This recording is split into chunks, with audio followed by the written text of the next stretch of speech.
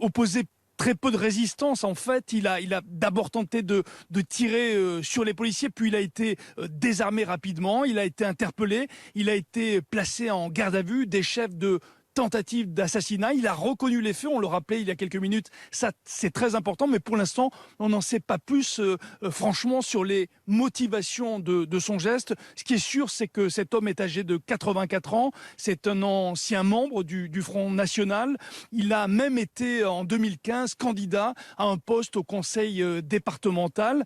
Cet homme est actuellement donc en garde à vue, et ce qui est sûr, c'est que son geste qualifié d'odieux a été condamné ici par l'ensemble de la communauté musulmane.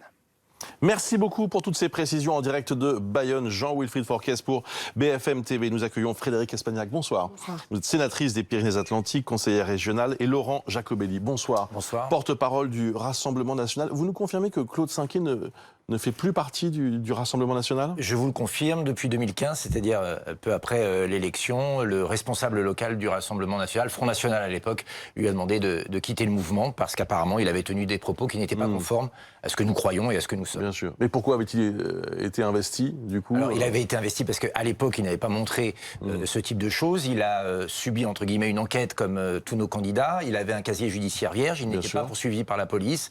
Il avait une activité, il était sculpteur, et il avait Bref, aucun signe de cela. Sinon, bien évidemment, nous ne l'aurions pas investi parce qu'il représente, dans ce qu'il a fait aujourd'hui, l'inverse de ce que veut le Rassemblement national. C'est-à-dire qu'il a commis un acte très grave. Je ne sais pas si on peut appeler ça du terrorisme, mais on n'en est quand même pas très loin. Et vous savez que nous sommes... La justice décidera. La justice décidera, mais en tout cas, ce qu'il a fait est inqualifiable et nous sommes vraiment en pointe dans ce combat contre tous les terrorismes.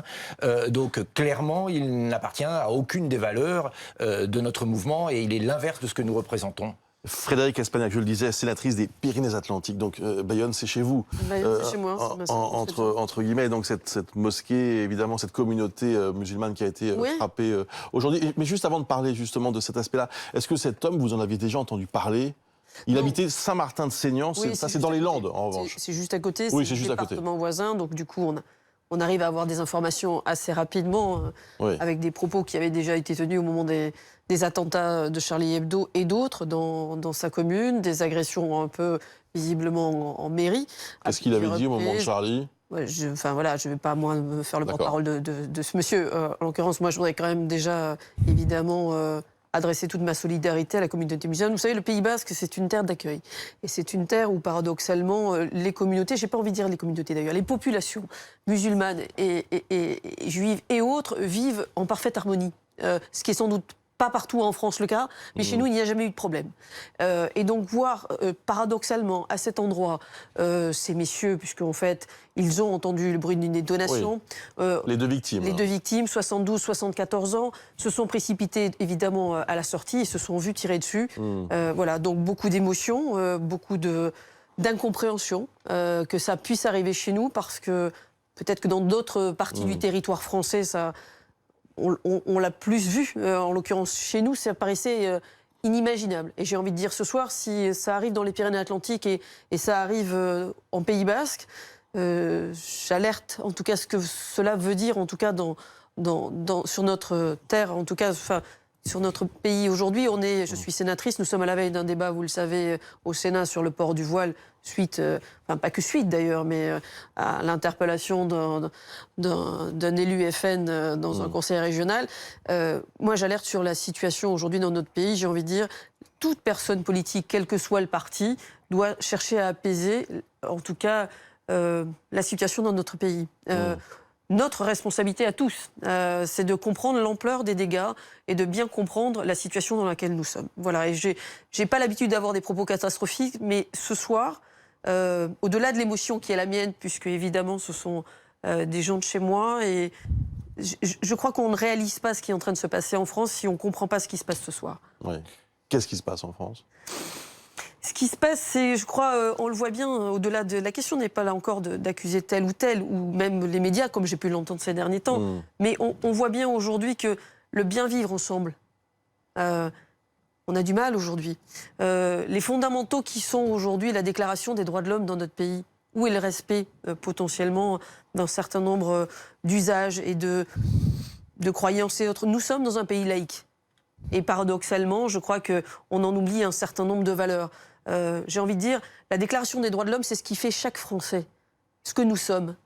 Et si on ne comprend pas aujourd'hui que des bornes ont été franchies, que chacun d'entre nous, encore je le dis ici, au-delà de nos étiquettes politiques, devons avoir des paroles responsables ce soir, je crois que les journalistes aussi, mais comprenons en tout cas que la responsabilité de tous, c'est veiller au respect de chacun, à la liberté de croire ou de ne pas croire, tout simplement d'aller dans une église ou dans une mosquée, et deux personnes, encore une fois, à 72 ou 74 ans, comprenons ce que ça veut dire.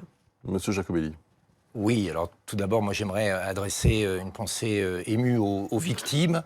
Je crois qu'elles sont sauvées ce soir, ou en tout cas que le pronostic vital n'est pas prononcé, c'est une bonne chose, et à tous ceux qui fréquentaient évidemment cette mosquée. Je pense qu'il y a aujourd'hui un climat de violence en France qui n'est plus tolérable, de toutes les violences. On peut les qualifier, mais toutes ces violences ne sont plus tolérables. Il faut se demander pourquoi. Il y a un certain nombre de questions, je ne ferai pas de lien direct évidemment, mais qui ne sont pas réglées. Vous parliez du bien vivre ensemble, je crois que c'est le terme que vous avez employé. Mais les Français aujourd'hui expriment des doutes sur le respect de la laïcité, la manière dont elle est appliquée.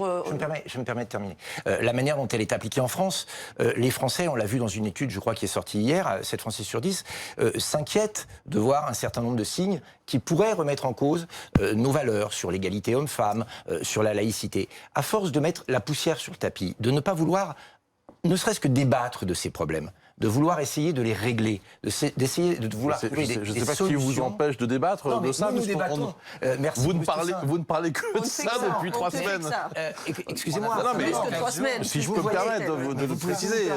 Mais effectivement, sauf que quand on soulève un certain nombre de questions, on se voit tout de suite qualifié d'adjectifs impropres, comme islamophobe, etc. Mais ce n'est pas le cas. Il y a aujourd'hui des questions qui se posent. Et l'attitude d'un certain nombre de politiques qui refusent de voir ce problème en face, de prendre le problème à bas-le-corps. Rassurez-moi, vous avez vu ce qui vient de se passer chez vous. Vous avez vu que c'est un de vos anciens élus. Vous avez quand même vu la situation dans laquelle on est, et vous-même que vous générez dans ce pays. Alors, je dirais ce que vous dites à chaque attentat, pas d'amalgame, madame. Non. Très bien. Vous non plus, en l'occurrence. Mais ce que je voudrais dire, c'est qu'il y a dans ce pays l'immense majorité des Français, quelle que soit leur confession, qui veulent vivre en paix. C'est compliqué quand même, Monsieur Jacobelli, là, ce soir, pour votre mouvement. Parce que d'attiser les populations contre les autres. On ne parle pas d'un sympathisant, d'un militant. On parle de quelqu'un qui a été votre candidat. Et à qui nous avons demandé de partir. Ouais. Voilà. Est-ce que vous reprendriez à votre compte le mot attentat, comme le fait Marine Le Pen? Parce que j'ai vu qu'à l'intérieur de votre mouvement, vous n'étiez pas tous d'accord sur... Écoutez, ça y ressemble fort. Ça y ressemble fort. On a un individu qui est arrivé, je crois, avec des explosifs, qui avait une arme, qui a attaqué des gens en fonction de leur religion. On est quand même, très franchement, je ne suis pas juge ni policier, mais dans quelque chose qui ressemble à un attentat. Bien sûr. Si c'est le cas, c'est quand même énorme. Et que nous condamnons, ancien candidat et que nous condamnons totalement. Qui commettrait un attentat, c'est quand même... Mais nous le condamnons parce que nous sommes très clairs sur nos principes. Tous les attentats doivent être condamnés, tous les terrorismes doivent être condamnés, tous ceux qui enfreignent la loi, tous ceux qui veulent atteindre la vie d'autrui sont condamnables. Il n'y a aucune ambiguïté là-dessus.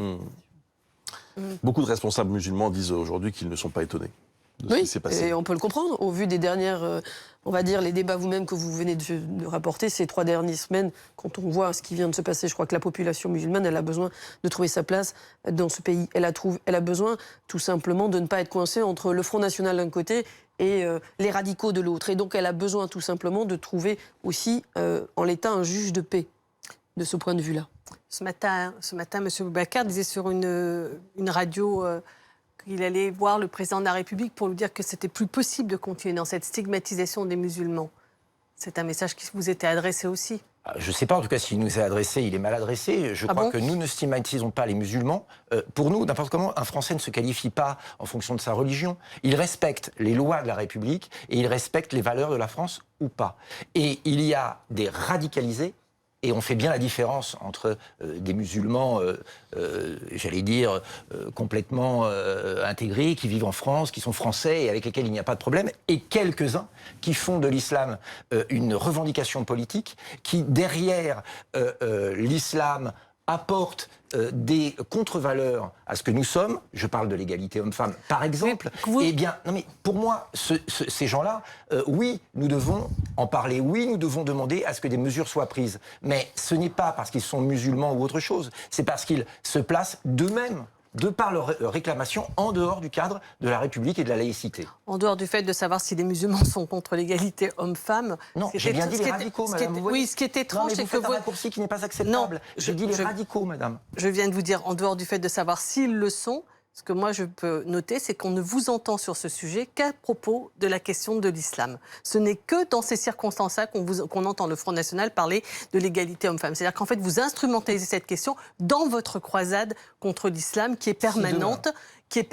Et qui ne cesse à chaque fois de rebondir de sujet en sujet. On vous avait avec nous il y a moins d'une semaine. Si demain une branche des Juifs de France impose aux femmes qui suivent cette religion des signes extérieurs dans la rue, leur impose un comportement, nous le critiquerons de la même manière. Il se trouve qu'aujourd'hui, ce sont les radicaux islamistes qui le demandent. Pour être clair, Frédéric Espagnac, est-ce que vous demandez au Rassemblement national de changer de discours ?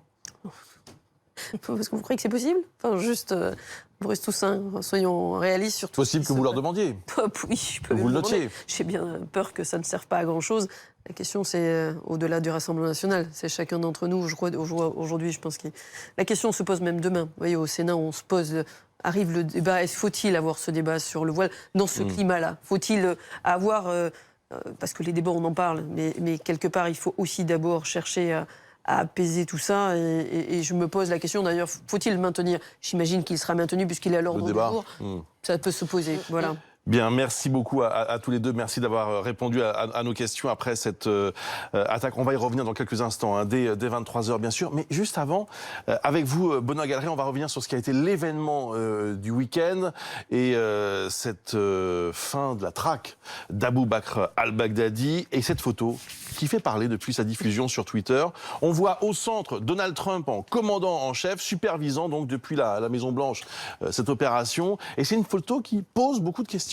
Photo importante en effet parce qu'il n'y a, vous l'avez remarqué, aucune image de la vraie opération sur le terrain. Bien sûr, hein, seulement ces deux photos officielles diffusées sur le compte Twitter de la Maison-Blanche. Deux photos, donc pas plus, censées figurer la victoire des États-Unis sur le chef de Daesh. Deux photos, vous le voyez, quasiment identiques, qui rappellent surtout aux internautes la même photo d'Obama dans une Situation Room. C'était lors de la mort d'Oussama Ben Laden. Bien sûr, vous ne l'avez pas oublié, vous non plus, sauf que celle d'Obama, elle semble spontanée. Le président n'est pas au centre, Biden en bras de chemise, Clinton ému qui met la main